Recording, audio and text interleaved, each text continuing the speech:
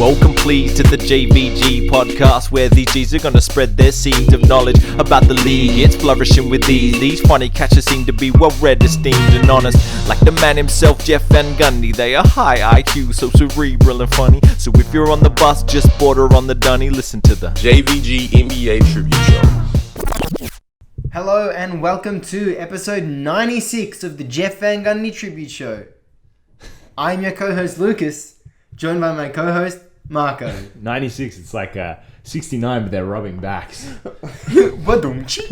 Congratulations on 96 episodes. Oh, thanks, man. It's, I'm really proud of where I've gotten getting to 96. Yes. How do you feel about it? I feel pretty good. Go on. You know what's funny about 96 episodes? What's so funny about it? That, after 96 episodes, we still haven't figured out how to do this damn podcast. This has been the worst lead up to a podcast of my entire life. Oh, the pre-show? Yeah. Should we give the listeners a bit of BTS? I think we should give them a bit of BTS, a bit of context, if you will. Okay, so... No, I think we do know how to do it. We just went against every single fucking thing. That's what I meant, yeah. We specifically said don't get chips from Croxton Rooster before we record. We got Don't get anything from Croxton Rooster before you record. Namely the chips. The chips are to blame if you want to play the name and blame game. And we are playing the name and blame game tonight. We got 2 large chips, which is basically the large should be... the large doesn't really paint the picture. It should be like jumbo or family size. Yeah, right, exactly. But yeah, we got 2 of those. We each got a burger. Got a dim sum each. And the more I say it, the more I realise that this is probably going to be our worst podcast in a while. Now, I think they're really... Oh, what did I do today? No, sorry, keep going. I think they're really missing... Oh my fucking god. Go on. They're missing what? I saw Croxton Rooster. I think those 2. Don't get me started on those 2. Yeah, I can't. But I think Croxton Rooster are missing a bit of the market by the large chips being that large. Mm. I think... so they've got the mini chips, right? Mini chips... Correct me if I'm wrong. Okay, you're right. The mini chip should be the small. The small chip should be the medium. The medium chip should be the large. And the large chip should be the jumbo or the family size. That is exactly what I just said. So where do we go from here then? So what did you do today? So we're in agreement. We're in absolute agreement. You want to go regular 2K. Did you have anything? Was there something we wanted to start in the episode with? Yeah, it was something to do with the NFTs, I believe. Oh no, just the internet more generally. Okay. So you know how the internet had a bad patch there from 2021 till the start of this year? Yeah, it was really bad. Probably the worst time I've had on the internet with the NFTs, the rise of NFTs. Yeah. People buying fucking ape faces and shit for $300,000. Imagine how much, what else they could do with that money. But no, it's all good that it's all gone to waste now. And it was so obviously going to go to... There was going to be a day it crashed. Since the start of May, maybe April, there's been a good regression to the mean. Right. And I think that we should not only, what's the point of just if we're always there for the negatives but never there for the positives, we'll be like fucking Ned or something. But I think we need to celebrate the positives as well as the negatives. Because, I think May has been very good. I couldn't agree more. What have you liked about the internet in May? I'll tell you what. What was what was happening? Oh yeah, when people were saying soft launch or soft release. Right. They said it for 2 weeks. It had its moment, it came and went. Right, okay. Now, Zach, your mate. My mate. Did say it today. And that was on Facebook Messenger, so we'll give him the benefit of the doubt. And the fact that he can become a better Australian for it. But, on Insta, on Twitter, it had 2 weeks. It came, it left, it served its purpose, and it just left out on top. Right. And it's exactly what we needed after a year and a half of fucking NFTs and those affirmation jokes I'm doing in air quotes. Right, okay, I see what you're saying. You know what I'm saying? The joke, no joke on the internet needs to go for longer than 2 weeks. 2 weeks is the absolute maximum lifespan. Yeah, because you got to realize there's billions of people on the internet. Literally billions. Yeah. So it's there's no, as we've already discussed and agreed upon, there's no way it can last for that long. Yeah, exactly. Yeah. It's more of a failure of a system, but we can all remove ourselves from that system. Yeah. You're right. I think maybe we just got too much internet in 2020, and then everyone got real cocky about it. Everyone kind of got a big dick about being on the internet. Oh, lovely shot.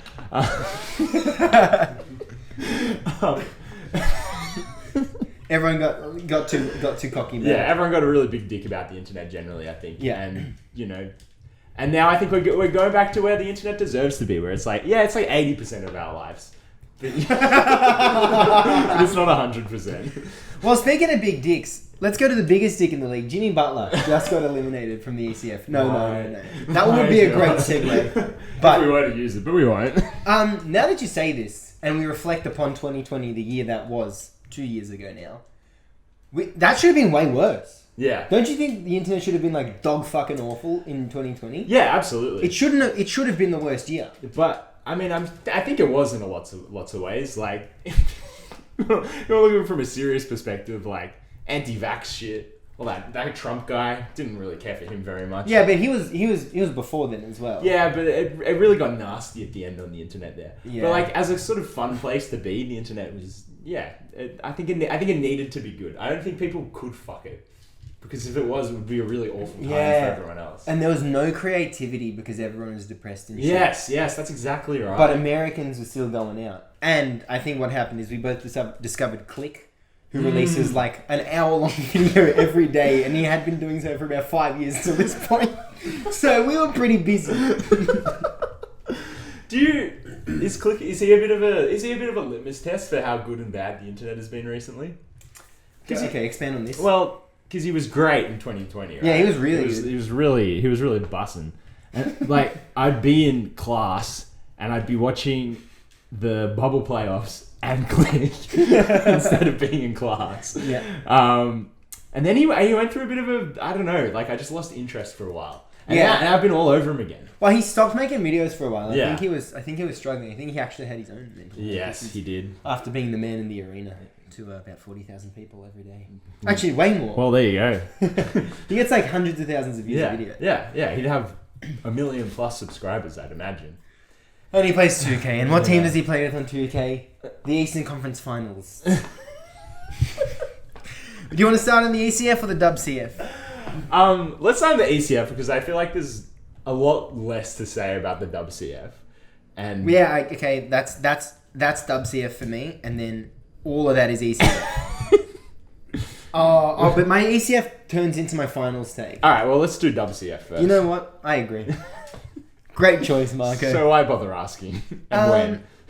Yeah. So what we do conference finals we're going to do some conference finals reviews, and then the NBA finals previews. That sounds good. What were your takeaways from the West Conference finals, Marco? Look, if you happen to have your browser open at the moment, I implore you to enter in thedeep2.com. Oh, okay. And let's have as a little prelude of this. Go have a look at our boy Lucas's article on what the Mavs have to do after their elimination by the Warriors. Because I think the biggest takeaway is, as you say in your article, Lucas' championship window is open, but they just happen to come up against like the most playoff ready, mature team in the league. Yeah, I don't think it's like any more complicated than that. Really, like it was. There wasn't a lot of nuance to that series. Like it was really cut and dry. It's like Luka's really good. This Mavs team's really good. The Warriors are just so much better. Yeah. And they just have so much more experience in those do or die situations. Defensively, they're just so much more versatile. They're like the only team like in the last 4 months that like know how to play Luka Doncic. They understand the value of limiting him. They understand the value of like tiring him out. If he's gonna score 35 points, like make it as difficult as possible. And I think that was like the difference in pretty much every game they won. Was like Luka looked pooped by the end of the first quarter, and obviously he's probably one of top 3, if not the best basketball player in the league after what we've seen of him in the playoffs. But that's like enough to beat a team that doesn't have like that's missing like a true center, that's missing like wing creation and stuff like that. Yeah. Yeah, and if you think about everyone else on that roster, just by themselves, it's not that good. No.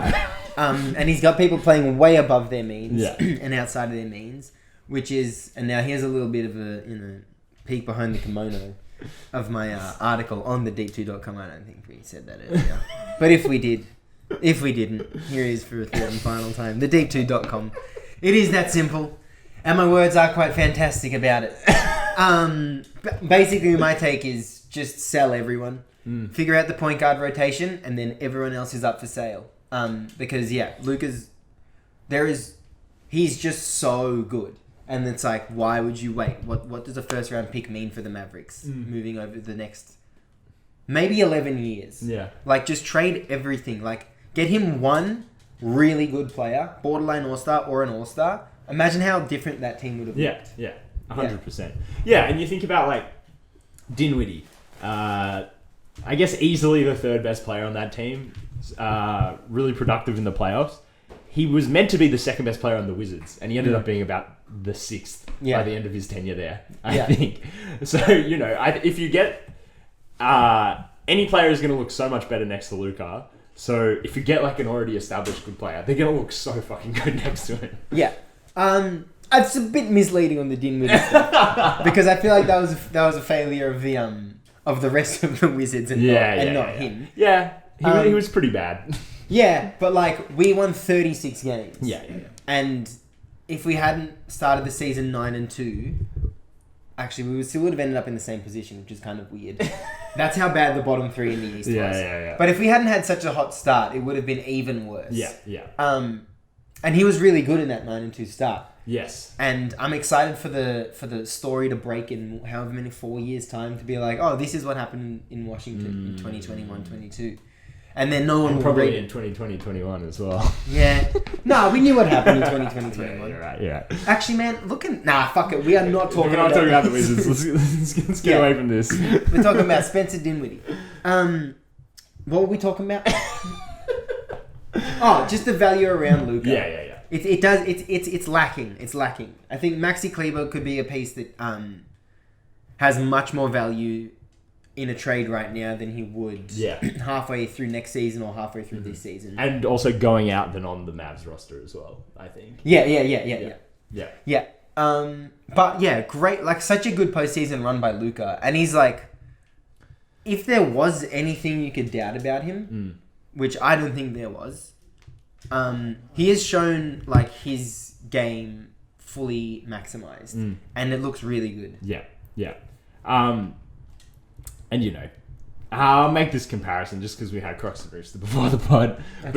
But it took Michael Jordan 4 seasons to get out of the first round of the playoffs. Like he had 3 first round exits, and he averaged like 36 points while he was doing it or something like that. Luka's in his 3rd playoffs. This episode, we're not bringing up stats or anything like that. So it's not that sort of vibe. He's probably averaging about 36 points a game. Yeah, I think it is 33 or something. Yeah, and he's made it to the conference finals. And the only team that could stop him is the team that has been to the NBA finals more than any other team in the last 10 years. Yeah.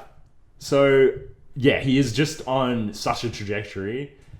And I can't imagine what he looks like when he gets better as well, because that is just inevitably going to happen. I think there was this talk last season where it's like, okay, is this it? Like, did Luka hit his peak in season 2? Yeah. It's like, no, fucking of course not. That's just an absolutely ridiculous statement. So, yeah, we're entering an exciting time to be watching Luka Doncic in the NBA, I think. Yeah, and with experience, he'll only become more like manipulative and like more manipulative and like a dictator are the two things I was going to say, which in any other context is really sub I guess like, Jason Kidd is his coach. below average traits, but on the basketball court they're good, but yeah, like I hope he gets paired up with another star or superstar at some point in his career, because that could actually be unstoppable. That could actually be unstoppable. It is pretty crazy that you think of any contending team and they need to have like minimum 2 stars and probably 3. Yeah. Like better if you have 3. If we go look at the Eastern Conference champions, the Boston Celtics, they've got 2 genuine stars, like superstars. And then they've got the most recent defensive player of the year. And then they've got Marcus Smart as well, of course. But, and Luka just has no one of that caliber. Especially, Porzingis was like unfortunately Porzingis was like the other star. Like he's the, in terms of raw talent, he's like the best player Luka's ever played with. Yeah. Which is nuts. Yeah. But stylistically and the way that kids coach in that team. Yeah. it was just never going to work having a big. No, of course not. He was. If Dinwiddie wasn't on the Mavs, Trey Burke would have seen minutes. Yeah. Like in the 20s. Yeah. Minutes in that first series. Definitely. And the fucking Warriors, man. I just love them. I love them so much. They Actually, no, I don't want to get onto that next. That's more of a finals preview thing than a Western Conference Finals review thing. So that was pretty crazy. I didn't see it. Sorry, Ned's just showing us a replay. Is this for you or is this for someone else? Wait, oh my god. Okay, so what Ned's showing us... Just hit play. Yeah, I don't know what... Okay, so first of all, Ned's having a bit of technical difficulty. So you want to hit L... You want to hit L3. Yeah, okay. Wow. So he went to throw a lob from Allen Iverson to Dikembe Mutombo, and it got deflected and tapped up into the ring. And actually, in my 14 years playing 2K, I've never seen anything like that. That's very incredible. And I am glad we stopped the call for it. Damn. And great commentary there. Yeah, so I should have provided some colour. You just won't see a shot like that in today's game. Should we chug on over to the ECF thing? You nothing else you want to say about the Warriors? No, most of my Warriors stuff is to do with like preview of the finals. Let's just say a big series for Andrew Wiggins. Oh yeah. That was awesome. Like. You feel really happy for the trajectory his career has gone in now. Yeah, seeing definitely. him perform like that in the conference finals. And yeah, like if Gary Payton comes back for this Warriors team, and yes, we'll touch on that later, like you couldn't be more pleased with how things have gone in terms of like the play you've gotten out of players, in terms of like, you know, the roster selections that have paid off, in terms of, you know, fucking Steph Curry, Jordan Poole, Klay Thompson, what a fucking ridiculous team. They'll be very pleased with how they dealt with the Mavs, I think. Yeah, I would love to see, or I'd love if Wiggins sat down for like an hour and like someone like Steph or Steve Kerr or Draymond interviewed him, because I'd love to see the questions they ask him about his time at Golden State, and be like, hey, how did you feel about this? How did you feel about this? When you came to the team, the discussion outside of the team was you can be salary filler in a trade for a superstar or a star. How was it growing from that player to now the player you are today, and now being like one of the four most important players on our team? Yeah. And I would love to see like that insight into his like last 2 years, because he was like for so long, even till halfway through this year, he was just like, you got that Wiggins money, money, and now it's like, oh, he was the most dependable defender in the conference finals. Yeah, 100%. And I think it's. You wouldn't. I just don't think that's the role you would have picked him to play either. And I think as you look back on his tenure at the Warriors, it will become not more obvious, but it's like, okay, they needed someone to do that with Klay not sort of being the, you know, not having the fitness to be the defender that he you know, used to be. And yeah, he was right there the entire time. And I think, you know, a lot of people probably didn't see it the way that Steve Kerr did. Yeah. Yeah. Game 7 in the ECF, was that yesterday or today? That was yesterday. Yeah. Fucking hell. We've gone from having basketball every day. Well, we missed 1 or 2 days from the start of the playoffs. Now I think it's a game every 3 days. Mm-hmm. Which, honestly, I'm so happy for the players. Because I was looking at the Western Conference Finals and the Eastern Conference Finals distance. For the conference finals, it was a 3 to 4 hour flight for each conference. For the finals, I think it's a 7-hour flight. Oh my god, true. It's like right on the opposite ends of the country. Yeah, yeah. You know, loves just talking about the league, certain things like that. Yeah, I'm happy for the players that they have the 2-day break. I think the product will be much better. Yeah. I think if they rush the NBA Finals and they played a game every 2 days, and then after every second game they took a 7-hour flight. Like, how do you recover from a 7-hour flight? Yeah. And then you get a day turnaround? I think it's good. I think it's better. Yeah. And the only bad thing for us is I think we get one weekend game. Yeah. I think game 4, it's the deciding game. Will be on the weekend. But we were talking about game 7 of the Eastern Conference Finals. We were. And so here's where my Warriors take comes in. I would assume they were watching the game together. I reckon the Warriors left the viewing of that game and every single player on the roster slept like a baby that night. Halfway through Game 7, I was like, you can't do any of this fucking bullshit against Golden State, Celtics and Miami. First of all, Miami, how dare you start a conference finals game like that?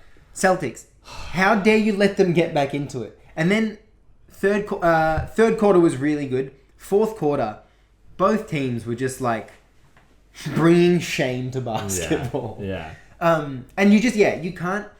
The Warriors will like just live and die with good execution and just doing everything fundamentally well, and then the production will come. Yeah. It's not like, they get down 6, they don't try and make it all back in one possession. Exactly. They'll be like, okay, no, there's a 40-minute game, and we're going to play every last moment, and every single second we're going to value. And Boston and Miami just didn't do that. And more importantly, they didn't come against that. Yeah. I think the Warriors never panic when they're down. They certainly don't panic when they're up. Boston, Miami were panicking like whatever the score. Yeah. Like every run in Game 7 was like set off by, the other team just freaking the fuck out. Yeah. And not knowing what to do. And like that start, so like after the way they played in Game 4 and Game 5, the looks Miami were giving Boston in that first quarter were like unforgivable. Like Marcus Smart would just be like in the paint, in the middle of the lane by himself with 4 Miami players like in distance of him, and they just give him the ball and he'd stand there like, oh, that was easy. And like float it up. There'd be no contest. There'd be nothing. Yeah. And it was like, you're in a do or die game in a conference finals. Not only that, but you've been lambasted twice for like 2 of the most pathetic playoff performances anyone's ever seen. Yeah. Already. And don't you just not fall asleep for half an hour? for more than 1 second. Yeah. Don't do that. Legit. And in Miami's comeback, actually not even, no, this wasn't in their comeback yet, because they were doing some weird shit in the first quarter after Boston were like, okay, 15 points a good cushion. We can just hang our hat on that. Yeah. Miami would make a shot. Boston would come down the other end. Marcus Smart would take some contested post move. You must score the next possession as Miami. To go make, stop, make, that's how you start a run. Yeah. Like, that's how you start a run. And I remember they came down the other end. I can't remember exactly what happened, but all I remember is that they missed. If they have given you a fucking golden opportunity to start your run, if Marcus Smart is going to chuck that bullshit up, you have to make them pay. Yeah. And there was just no taking those opportunities from either team. And also, the one good thing both teams did in the series was defend really well. So give them credit for that. Yeah. But to not take those opportunities, it's just like, do you know who you're coming up against? Yeah. And there's no point. Like if you're defending well, there's actually no point if you can't capitalize it on the other end. I know that sounds so obvious, but it's like that's what Boston and Miami are good at in the regular season, Like how many Miami games do you watch where they're like, oh cool, they defended well for 3 possessions and they scored on the other end every single time. And that's, that's a 6-point swing. That's a 9-point swing. Yeah. When you're down 15 to the Boston Celtics in the first quarter of a Game 7 of the Eastern Conference Finals, yeah, you've cut like a pretty comfortable lead to single digits, like just like that. It's not really that hard if you're some of the best basketball players in the world to do that. But I think for Boston, but then when Boston are 12 points up, 13 points up with 2 minutes left to play in the game, what are you doing? Like the shoes on the other foot now. What is going on there? When Boston, with 3 minutes to go or something, they had a 12-point lead. Yeah, and then Miami on an 11-0 run. Almost a 14-0 run. I'm not joking. When I watched that game, I was like, this is the first example I reckon I would believe that if someone were to say the NBA is scripted and they showed me that game, I'd be like, you know what? It actually might be. Because Boston would just run down the court and just like chuck something up. Yeah. And then we're like, oh, okay, cool. Now we'll give Miami a chance to get another bucket. And then they come down the court and chuck something up. There was a play with like maybe a minute to go where Jaylen Brown drove on Bam and elbowed him in the face, and he got the offensive foul. but they would have been up by like 6 points maybe at this point. Yeah.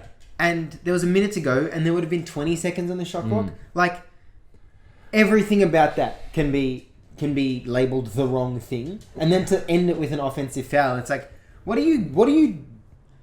you do this to Golden State, they'll fucking put the bench unit on and just laugh at you. Think of it like there are 8 players who play for the Warriors who are more likely to hit that shot that Butler took at the end of the game, and we can talk more about that later. But like, Steph Curry is walking into a transition 3. He's never gonna miss it. Yeah, okay, that's one. I'll take Steph over Jimmy. Klay Thompson. Okay, borderline, but Draymond Green.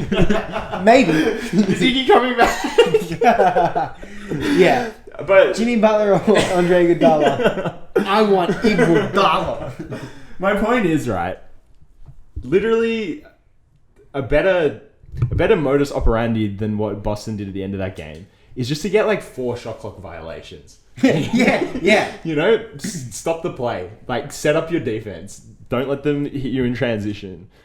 But like, for God's sake, just don't chuck up shit early in the shot clock in that stage in the game, because you were so close. You were so close to winning that game so comfortably and not having to rely on, like a huge what if moment to get you into the NBA finals.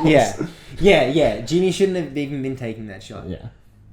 Also, alternatively, instead of getting the shot clock violation, with a second left to go on the shot clock, you just moonshot it as high as you can to the rafters and make sure it comes off the rim, and just get that extra 3 seconds while the ball is in the air. Because time is money at the end of the game. Just everyone go back, set up, let them get the long defensive rebound. Like, who cares about that? That's okay. If it goes out of bounds, even better. Okay, so Miami in the last minute. What you got? Oh my god. I don't know where to start. With this. Okay, what about Max Strus's corner 3 that got ruled out of bounds? It's a game of inches, isn't it? That, you're right. So I was just looking just before the 2-minute report came out today, and there were like, I think Bam should have been called for an offensive foul. Jimmy should have been called for a defensive 3-second violation. Damn. On, I think it was the possession that ended with Jaylen Brown elbowing Bam in the face. Yeah. So that's a free throw and possession with 24 seconds on the shot clock. So they probably win the game from there. Who knows though? Like, Boston did not prove that that's what they would have done with 24 seconds in the ball. Yeah, that's true. And then there's just so many weird calls and weird moments. And then like the last 3 shots, was it the last 3 shots that Miami took were all like, get Max Strus the ball. Had he not proven he couldn't do it? Yeah, he had on a very bad series for a couple of Miami players. He might have been the worst. It was him or Lowry, and I don't know. They're both noble choices for worst heat in the conference finals. In game 4 and 5, he like outstunk Lowry. Yeah. And Larry had 1 point. No. Larry had 1 field goal. Max Strus had 0 across 2 games. Like, it's just so impressive how bad he was in those games. Yeah. And he did. He hit that clutch 3 to put him was it 2 back? Yesterday. Yeah, yesterday. So here's my argument. Yeah. They wouldn't have needed to be in that position if Max Strus was on the bench. Yeah. Like, Jimmy Oladipo. I think PJ Tucker was injured, so let's not include him. Jimmy Oladipo, Bam. There's enough players on that team that you don't have to play Max Strus. Gabe Vincent, I understand you want the wing instead of the guard, but Max Strus was fucking dreadful. Kyle Lowry, even though he was bad, I mean, he's still Kyle Lowry. Yeah. And I think that the Heat would have been better running that crunch time lineup than with Strus on the court. Yeah.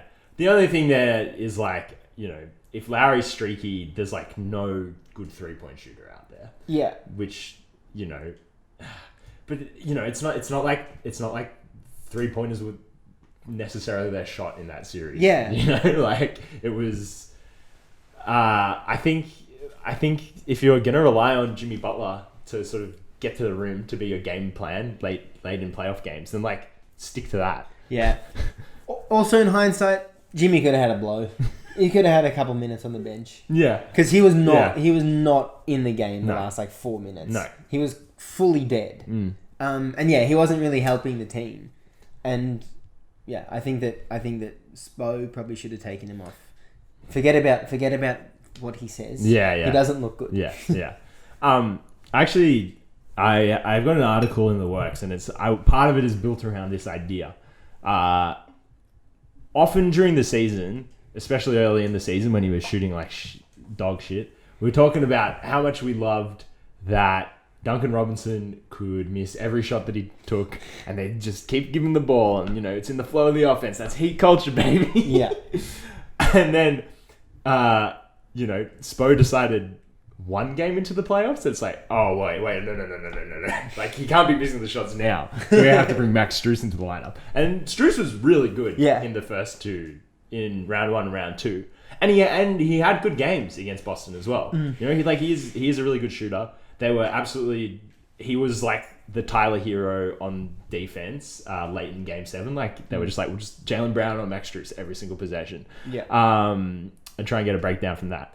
But my question is, how big is that mistake in the end to sort of let Duncan Robinson keep playing poorly, keep this like terrible form, and then at the last minute being like, next up, Max Strus. Yeah. Because Max Strus just obviously wasn't up for the job. Yeah.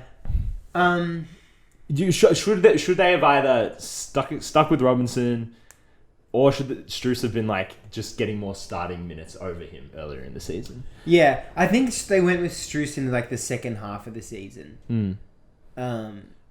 Because when they put Duncan on in the conference finals, I didn't see a single time that he went on and the Celtics didn't immediately get free throws on him. Yeah. Like every single time, it was like clockwork. Yeah. So that doesn't fit like anyone's game plan. Yeah. But like, especially the Heat, who was just like, unless you're like a top shelf defender, you're not going to get minutes. But like the threes they were getting for Strus, the looks they were getting from him were not good. No. They weren't like clean looks. It wasn't like pre-screening and doing like away from the ball screens. It was like dribble handoffs and then like just go have a three. Well, there's a lot they could have done differently, man. like 2 of their wins were Jimmy. Yeah. And then they won another game in these conference finals. Now, the Jimmy shot at the end. 18 seconds to go on the shot clock. I'm not that mad about it. Yeah. Like, you have to take that. So just keep your head up and keep moving forward. Hold W, big dog. Yeah, Jimmy's shot. You watch it, and you watch it not go in. And, just your instinct is just blow by Horford. Yeah. Like, it's really doable. I think the distinction I want to make is that is such a doable play for Jimmy there. Yeah. Is to, like, take Horford off the dribble, and then it's an easy 2. Fuck it might be an and one. Like, you can't factor that in, but it's a possibility. And then, but again, if I'm Jimmy Butler and I get that shot, I'm absolutely taking that shot. Yeah. Every single day of the week. It's an open 3. It's an open. Yeah. It's as in rhythm as pull up 3s get. Yeah. You're not a good 3-point shooter. You don't take a lot of those pull up shots, but in that moment, that is what you do. Yeah. That is absolutely what you have to do.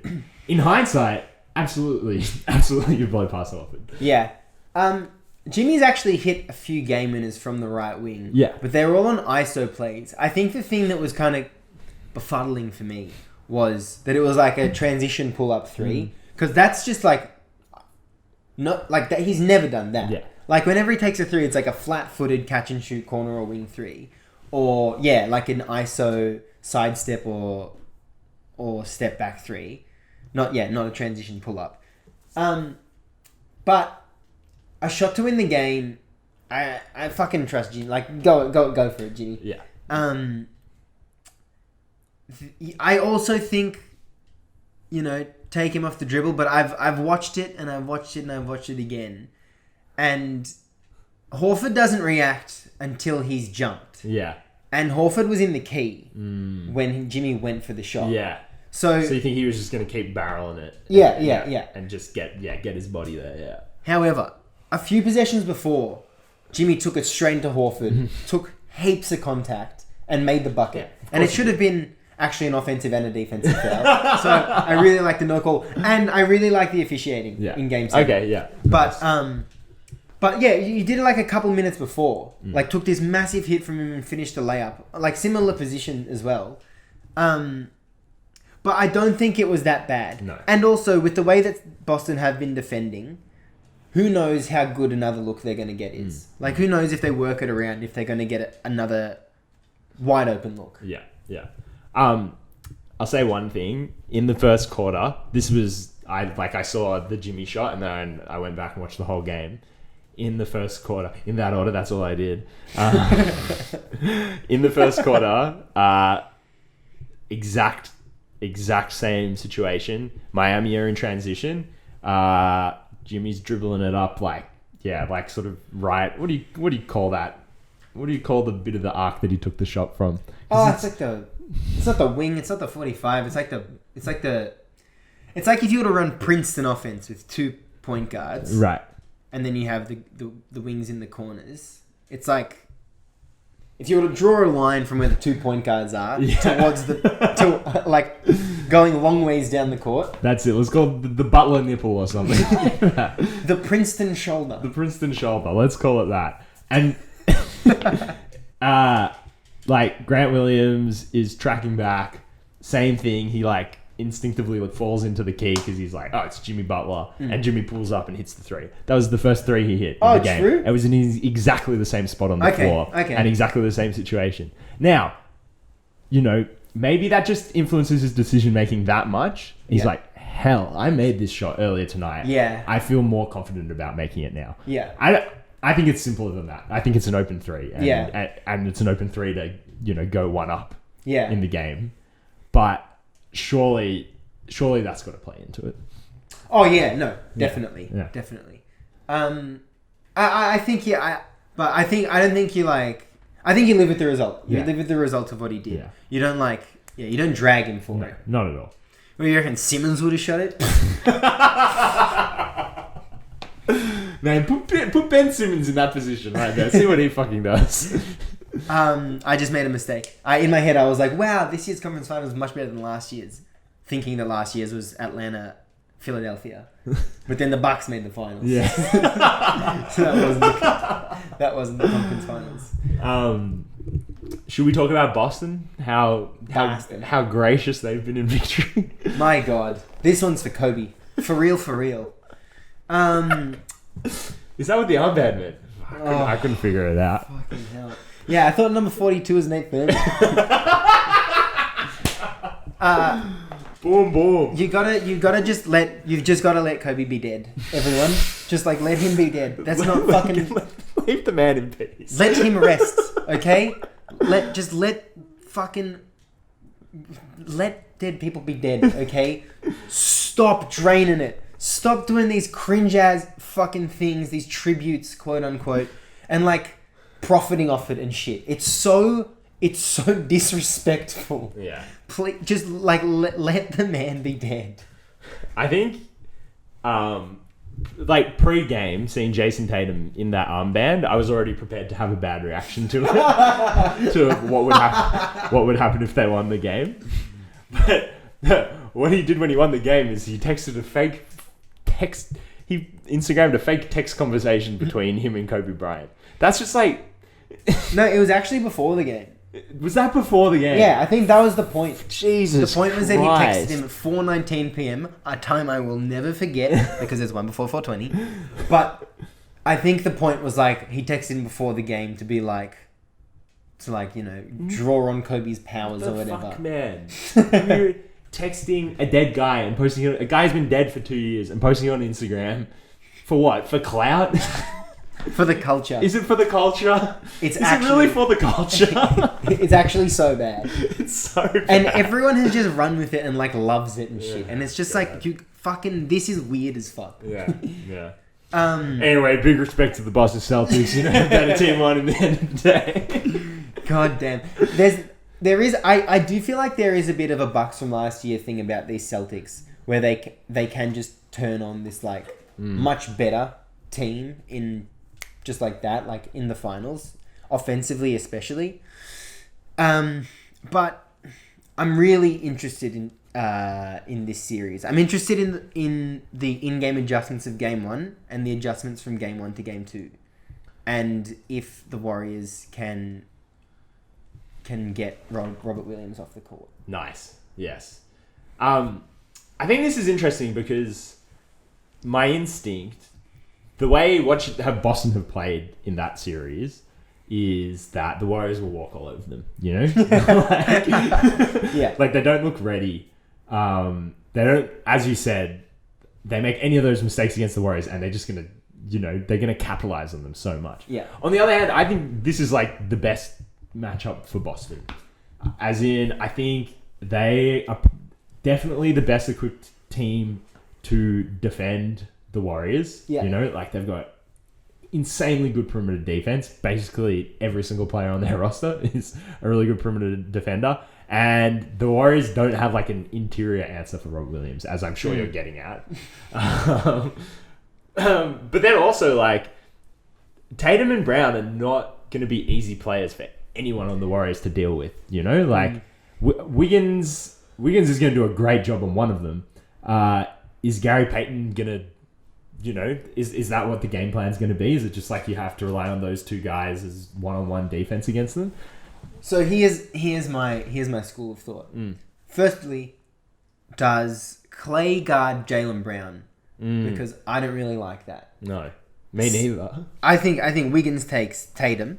I think you want Draymond in a help role. But I think the order of events will be, okay, I don't like the matchup of, this is Steve Kerr, I don't like the matchup of Clay on Jaylen Brown. How do we get Gary Payton on the court? We got to get Robert Williams off the court. How do we get Robert Williams off the court? We involve him in all the screening action, so he has to, because he'll bite on all the Steph pump fakes from three. Yeah. Then he gets played off the court. Robert Williams comes off the court. They go with one center and not two in Al Horford. And then I think you can put a point guard on against the Celtics. But those minutes where it was Horford and Robert Williams and then Kyle Lowry in the Heat series was bad. Like really bad. And granted, Kyle Lowry had a bad series and he wasn't hitting his threes. And Steph definitely will be hitting his threes. I think that you need to play Robert Williams off the court before you can think about putting Gary Payton on against this Celtics team whose point guard is Marcus Smart, who's like 6'5". Yeah. And I think it's the wing size that's Boston's strength rather than like the overall size. Yeah, definitely. I think that's the thing is even if you play Robert Williams off the court, it doesn't really properly answer what you do with those wings. Yeah, it doesn't make Jason Tatum any shorter. Yeah, exactly right. He is, almost at that Kevin Durant height where it's like, well, it doesn't really matter how good the defender is. Like, there are probably, 5 or 6 times a game that I'm just going to take a three right in your face and you're not going to be able to do anything about it. Yeah. Fuck, man, he's been draining them these playoffs. Yeah. Like, those ones where, literally bodying him up and he's like, fuck it, I don't care. It's the only time I ever liked Jason Tatum. Oh, I love when he gets a switch on a big. It's like catch. Yeah, it's like guaranteed 3 made every single time. And then it's such a good play because if the center's on him, they got 2 centers in the paint and they will get the rebound. Yeah, exactly. But they've never had to get the rebound because he just drains it every single time. Yeah, and I think don't underestimate Al Horford because he's like playing the basketball of his career. This guy, right? What is he? 36. He's old. He's old as hell. And he, he's not LeBron James. He's not playing like a 25-year-old, but he's playing like a 30-year-old. Yeah. Like, he's not immobile. He's not particularly slow. And Yeah, I think even if he's like the one center you're playing, that's still a huge problem for the Warriors because, he's gonna get rebounds, he's gonna post up, like he can defend anyone on the Warriors, like to an okay degree. Yeah. And I think that the size they bring at every position is just gonna be such a problem for this team. Yeah, I actually really like the Looney Horford matchup for the Warriors. Because Looney's job has been kept so simple, but he's fucking stuck in it. Man, I got a Kevon Looney jersey halfway through this season, and it's paying fucking dividends. Listen, okay, let's take a sidebar. If you're a center in the league, and you're not Nikola Jokic or Joel Embiid, just fucking learn how to defend, and hustle on the glass, and it will get you center minutes for the greatest dynasty of all time.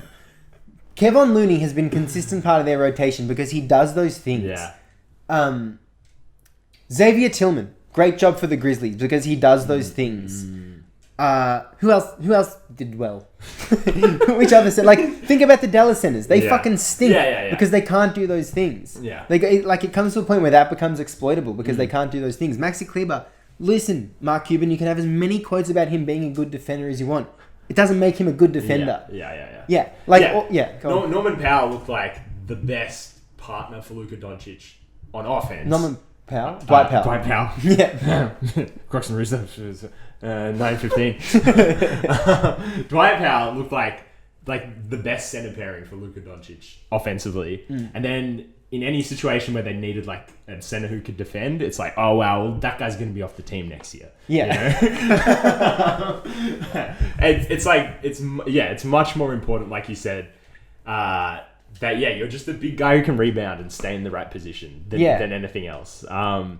Even Robert Williams, right? Like, great shot blocker, really athletic, but I think his one of his like greatest traits is he doesn't do too much. You know? Yeah. Like, he's just in the right positions when he needs to. He's there to catch lobs when he needs to, and then he can just focus everything else on the defensive end. Obviously, this guy is going to be a defensive player of the year candidate for the next few years.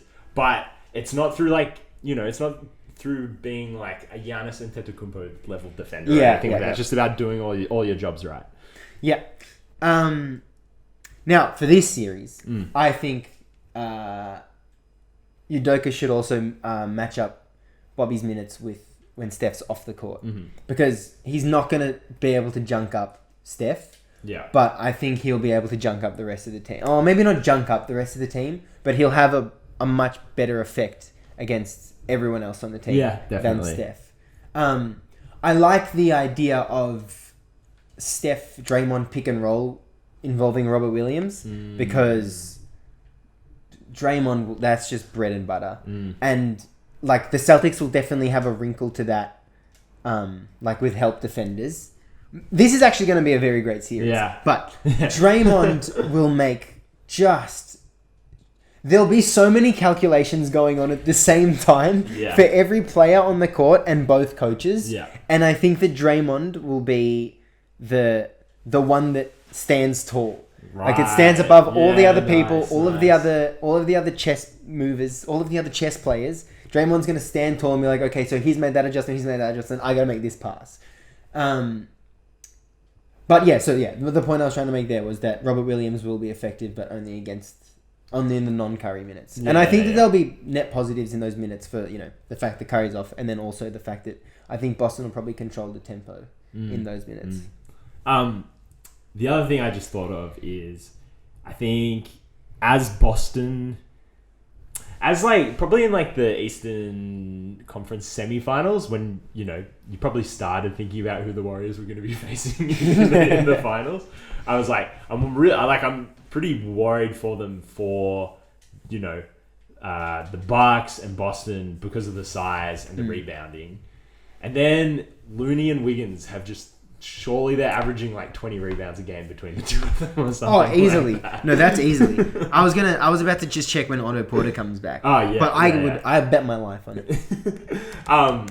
So I think, again, this is just such a Warriors thing to sort of have an issue and just solve it completely internally. You know, like, immediately. Oh, okay, not getting enough rebounds. Oh, our players will just get more rebounds. You guys are going to need you to get more rebounds. Yeah. Oh, Noted. Yeah. No worries. But I think it's going to be really fun watching Wiggins. It's going to be fun watching Wiggins on the boards, which is such an odd thought to have. It is.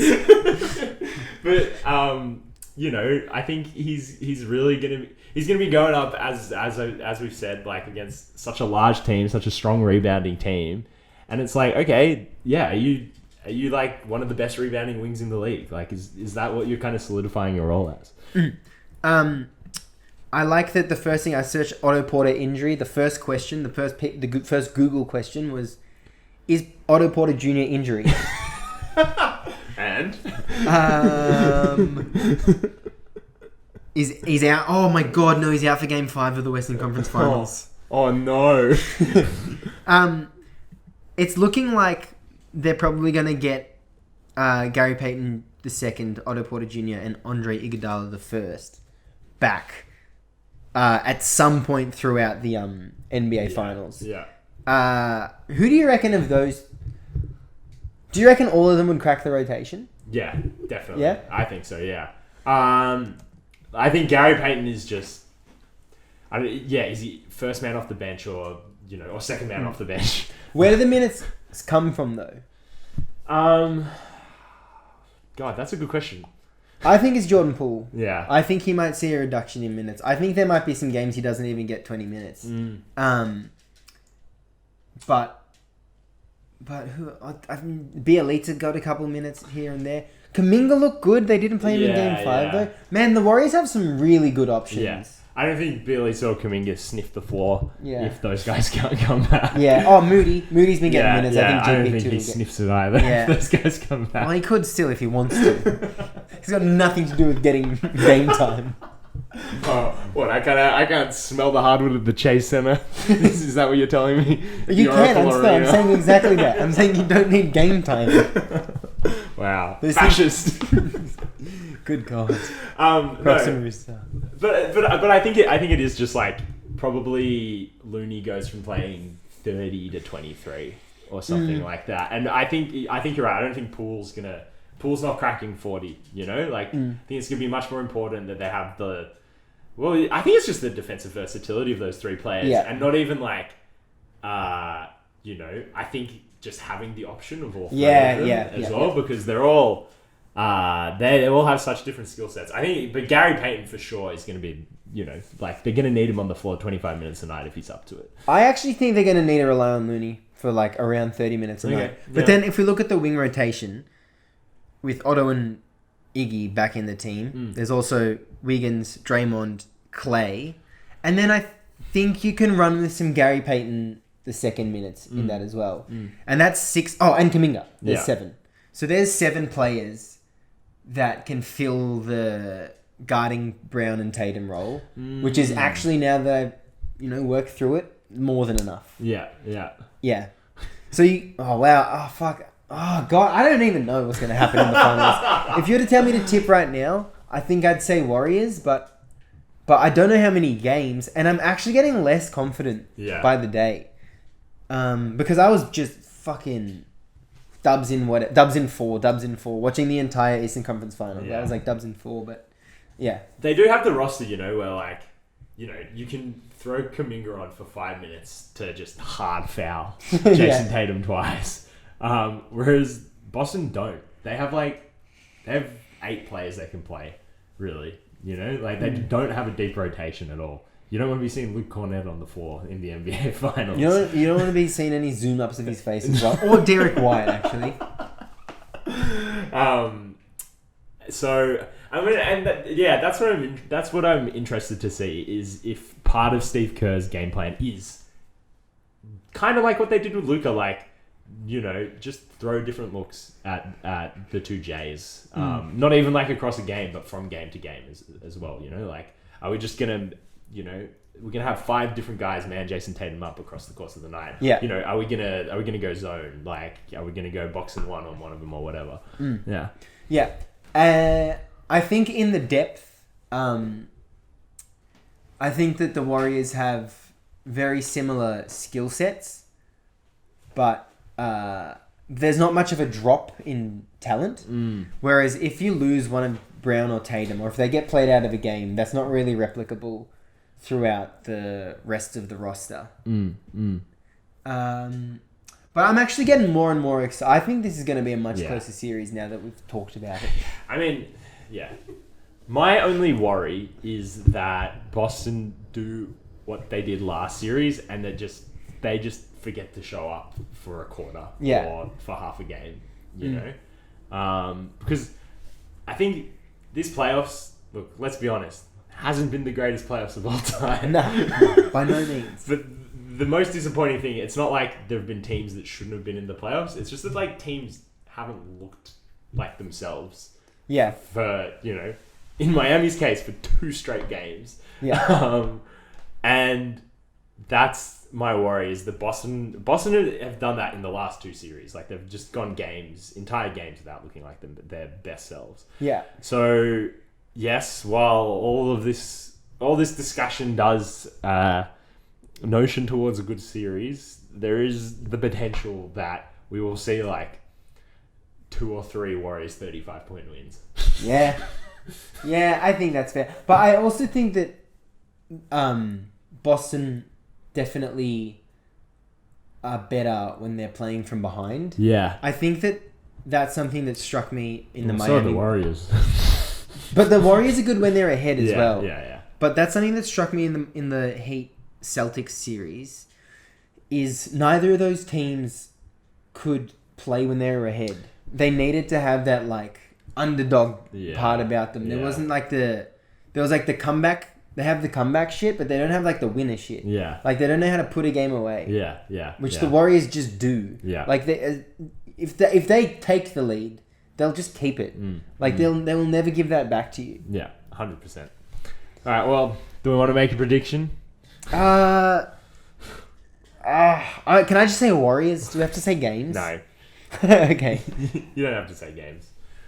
Nah, you gotta say games. You gotta say games. Yeah, you gotta say games. Okay. So they gotta win 4 to win the series. So it has to be 4, 5, 6, or 7. And then just remember that if you win game 3, 69% of the time you got to win the series. Okay. I might go Dubs in 5. Okay. I'm gonna go Dubs in 6. Yeah, that's probably gonna be it. And I hope we get 4 really good games of basketball. I think we will. Yeah. I think all of the Warriors wins will be good games. Yeah. Because I think the NBA Finals last year, as much as it became quickly apparent that the Bucks were probably going to win. Yeah.